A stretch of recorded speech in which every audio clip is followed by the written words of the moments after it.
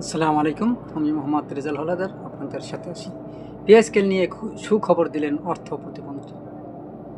সরকারি কর্মচারীদের দীর্ঘদিনের প্রতীক্ষা নবম পে স্কেল বাস্তবায়ন নিয়ে নতুন সরকারের পরিকল্পনার কথা জানিয়েছেন অর্থ প্রতিমন্ত্রী জোনায়েদ সাকি। মঙ্গলবার 24 ফেব্রুয়ারি সচিবালয় কর্মচারী নেতাদের সঙ্গে এক সাক্ষাৎকারে তিনি বলেন, সরকারি কর্মচারীরা পে স্কেল পাবেন, তবে নতুন এই বেতন কাঠামো পুরোপুরি কার্যকর হতে কিছুটা সময় লাগবে। সচিবালয় প্রতিমন্ত্রী দপ্তরের অনুষ্ঠিত বৈঠকে উপস্থিত ছিলেন বাংলাদেশ সেক্রেটারি সার্ভিস অ্যাসোসিয়েশন এর সভাপতি ও উপ সচিব মোহাম্মদ আব্দুল খালেক এবং বাংলাদেশ সরকারি কর্মচারী দাবি আদায় ঐক্য পরিষদে এর সমন্বয়ক এম.এ. হান্নান সহ শীর্ষ নেতারা। বৈঠক শেষে এম.এ. হান্নান জানান, প্রতিমন্ত্রী তাদের দাবিগুলো গুরুত্বের সঙ্গে শুনেছেন এবং বাস্তবায়নের বিষয়ে আশ্বস্ত করেছেন। প্রতিমন্ত্রীর বক্তব্যে উদ্ধৃত করে তিনি বলেন, প্রধানমন্ত্রী তারেক রহমান যেহেতু বলেছেন, তাই আপনারা ধীরে ধীরে পে স্কেল পাবেন, তবে এখনই সব বাস্তবায়ন সম্ভব নয়, কিছু সময় লাগবে, আপনারা ধৈর্য ধরুন।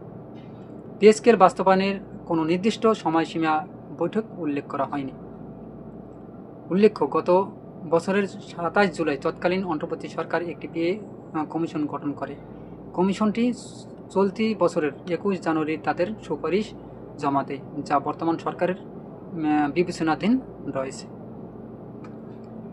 এবং আপনারা জানেন যে এই যে পে স্কেল নিয়ে কিন্তু অনেক জল্পনা কল্পনা হয়েছে এবং এই পে স্কেল নিয়ে কিন্তু অনেক সরকার বলেন, তারপর হয়েছে বিভিন্ন মিডিয়া বলেন, এটা নিয়ে কিন্তু সমালোচনা হয়ে যাচ্ছে। আসলে এই পে স্কেল বাস্তবায়ন যে কবে হবে তা কিন্তু এখন পর্যন্ত কেউই বলতে পারেনি।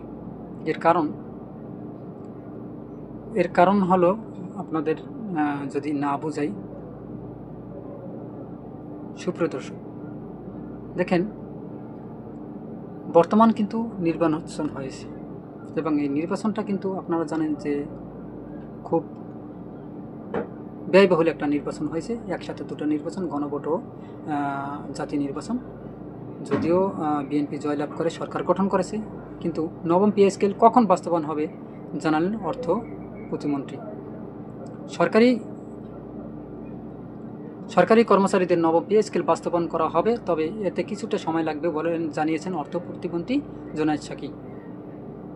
সচিবালয় প্রতিমন্ত্রীর দপ্তরে অনুষ্ঠিত বৈঠকে উপস্থিত ছিলেন বাংলাদেশ সেক্রেটারি সার্ভিস অ্যাসোসিয়েশনের সভাপতি ও উপসচিব মোহাম্মদ আব্দুল খালেক এবং বাংলাদেশ সরকারি কর্মচারী দাবি আদায় ঐক্য পরিষদের সমন্বয়ক এম.এ.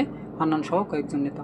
বৈঠক শেষে এম.এ. হান্নান প্রতিমন্ত্রী তাদের আশ্বস্ত করেছেন, তার ভাষ্য অনুযায়ী প্রধানমন্ত্রী তারেক রহমান যেহেতু বলেছেন, তাই আপনারা ধীরে ধীরে পে স্কেল পেয়ে যাবেন, তবে এখনই সব বাস্তবায়ন সম্ভব নয়, কিছুটা সময় লাগবে, আপনার ধৈর্য ধরুন। এ বিষয়ে নির্দিষ্ট সময় উল্লেখ করেনি প্রতিমন্ত্রী। বৈঠক সূত্রে জানা যায়, পে স্কেল দাবিতে অতীতের চলা আন্দোলন প্রতিমন্ত্রীর ভূমিকায় প্রসঙ্গ আলোচনা ওঠে। জবাবে তিনি বর্তমান সরকারের আর্থিক সীমাবদ্ধতা পরিকল্পনা কথা তুলে ধরেন। পাশাপাশি জানান, সম্প্রতি মন্ত্রিসভার বৈঠকে পে স্কেল নিয়ে কোনো আলোচনা করা হয়নি।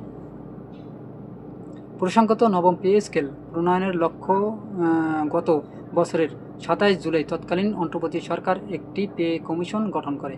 কমিশনটি চলতি বছরের 21 জানুয়ারি সুপারিশ জমা দেয়।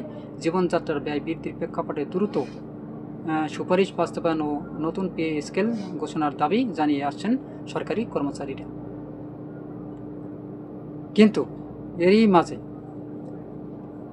যে সরকার, দেখেন, যে আমির খসরু আছেন, যে অর্থমন্ত্রী, তিনি কিন্তু এই পে স্কেল সম্পর্কে বলেছেন। তিনি বলেছেন যে যদি পে স্কেল মানে দেওয়া হবে, তবে কিছুটা সময় লাগবে, কারণ এটা নিয়ে কিন্তু অনেক তদন্ত চলবে, কিছু আলাপ আলোচনা করা হবে, বর্তমান সরকারের যে আর্থিক সক্ষমতা সেটা দেখা হবে, সব কিছু বিবেচনা করে কিন্তু এগুলো করা হবে। তবে নবম পে স্কেল বাস্তবায়ন নিয়ে এখনও কোনো চূড়ান্ত সিদ্ধান্ত নেওয়া হয়নি বলে জানিয়েছেন অর্থমন্ত্রী আমির খসরু মাহমুদ চৌধুরী। তিনিও বলেছেন, তবে বুধবার 18 ফেব্রুয়ারি তিনি জানান, পে স্কেলের সুপারিশগুলো না দেখে এ বিষয়ে মন্তব্য করা সম্ভব নয়। দেশের বর্তমান আর্থিক অবস্থায় এটি কতটুকু বাস্তবায়ন করা সম্ভব হবে তা বিশদ পরীক্ষা নিরীক্ষার পর সিদ্ধান্ত নেওয়া হবে। দেশের কর রাজস্ব এবং কর জিডিপি অনুপাত বর্তমান দক্ষিণ এশিয়ার সর্বনিম্ন পর্যায়ে এই সতর্ক অবস্থানে নেওয়া হয়েছে বলে তিনি উল্লেখ করেন। দেশের অর্থনীতি সম্পর্কে অর্থমন্ত্রী বলেন, বাংলাদেশের অর্থনীতিকে সব মানুষের জন্য হতে হবে। প্রতিটি নাগরিককে অর্থনৈতিক কর্মকাণ্ডে যুক্ত করতে পারলে সামগ্রিক অর্থনীতিকে বড় পরিবর্তন আনা সম্ভব। সরকারের লক্ষ্য হলো বাজারে সবার জন্য লেভেল প্লেয়িং ফিল্ড বা সমান সুযোগ নিশ্চিত করা। তিনি জানান, 5 আগস্টের পর জনগণের মানসিকতায় ব্যাপক পরিবর্তন এসেছে, যা অর্থনৈতিক কর্মকাণ্ডেও প্রতিফলিত হতে হবে। রাষ্ট্রীয় প্রতিষ্ঠানগুলোতে পেশাদারিত্ব, স্বচ্ছতা ও কার্যকারিতা বৃদ্ধি করাই এখন প্রধান লক্ষ্য। আমির খসরু মাহমুদ চৌধুরী পৃষ্ঠপোষকতায় অর্থনীতিকে গণতান্ত্রিক অর্থনীতিতে রূপান্তরিত করার প্রয়োজনীয়তার ওপর জোর দেন। এজন্য তিনি ডিরেগুলেশন, লিবারালাইজেশন এবং ম্যানুফ্যাকচারিং নির্ভর অর্থনীতির বাইরে অর্থনৈতিক কার্যক্রম বিস্তৃত করার কথা বলেন। খেলাধুলা, সংস্কৃতি ও বিভিন্ন শ্রেণী পেশার মানুষকে অর্থনীতিতে সম্পৃক্ত করার পরিকল্পনা ব্যক্ত করে তিনি বরিশালের শীতলপাটির বা আরও অনেক কিছু উদাহরণ দিয়ে থাকেন। মন্ত্রী বলেন, সাধারণ কারিগরি প্রশিক্ষণ, ঋণ ও অনলাইন মার্কেটিংয়ের সুযোগ দেওয়া গেলে দেশের পণ্যের বড় বাজার তৈরি করা সম্ভব। এদিকে অর্থনৈতিক বিশ্লেষকেরা মনে করছেন, বর্তমান আর্থিক সীমাবদ্ধতা ও রাজস্ব ঘাটতির কারণে নবম পে স্কেল বাস্তবায়ন কিছুটা পিছিয়ে যেতে পারে। অর্থমন্ত্রীর বক্তব্যে স্পষ্ট হয় যে সুপারিশগুলো পর্যবেক্ষণ ও বিস্তারিত যাচাই বাছাই না করে সরকার কোনো চূড়ান্ত সিদ্ধান্তে পৌঁছবে না। ফলে পে স্কেল কার্যকরের বিষয়টি এখন সম্পূর্ণভাবে পরবর্তী পরীক্ষা নিরীক্ষার উপর নির্ভর করছে। দেখেন,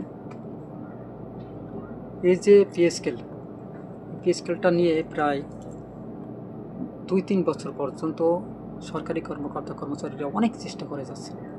তারা আন্দোলন করেছেন, তারা মহাসমাবেশ করেছেন, তারা আলটিমেটাম দিয়েছেন সরকারকে।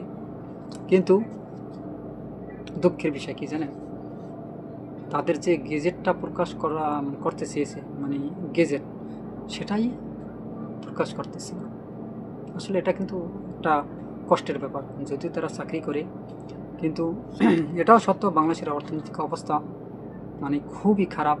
কারণ হুট করে প্রায় 13 লক্ষ মানুষের যে বেতন ডাবল করে দেওয়া, এটা কিন্তু বিশাল একটা বড় অ্যামাউন্ট একটা দাঁড়ায়। কিন্তু এই টাকাটা যদি বেতন বাড়াইতে হয়, এই টাকাটা কোথা থেকে আসবে? উৎসত লাগবে, এটা বাস্তব কথা আমরা মানি। কিন্তু তাই বলে তাদের যে ন্যায্য পাওনা, যে বেতনটা বর্তমান বাজারের সাথে চাহিদা অনুযায়ী এখন যে বেতনটা পায়, সেটা সামঞ্জস্য করা কি এখন বর্তমানে চলে?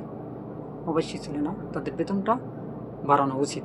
তবে হ্যাঁ, এই সরকারের যেমন কর, ট্যাক্স সব কিছু বৃদ্ধি করে দিয়ে তারপর সরকারি কর্মকর্তাদের হয়তোবা যে জায়গায় তারা 35,000 টাকা চেয়েছে, সে জায়গায় 25,000 টাকা করে যদি ধরে, তাতে কিন্তু তারা খুশি থাকবে। কিন্তু 25,000 টাকা ধরলেও তো প্রায় কয়েক হাজার কোটি টাকা হয়ে যায় বেতন বৃদ্ধি।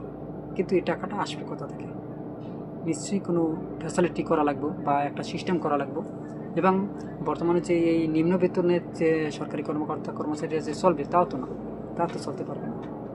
তাহলে অবশ্যই একটা পরিকল্পনা করা উচিত এবং সব কিছু ভেবে চিনতে তাদের বেতনটাও বাড়ানো উচিত আমি মনে করি।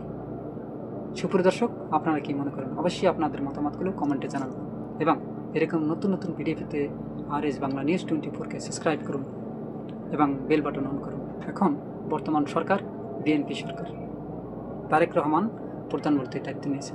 সে কি এই পে স্কেল বাস্তবায়ন করবে? প্রশ্ন আপনাদের কাছে। অবশ্যই আপনার মতামত কমেন্টে জানাবেন। আজ এ পর্যন্তই। RS বাংলা নিউজ 24-কে সাবস্ক্রাইব করে পাশে থাকুন।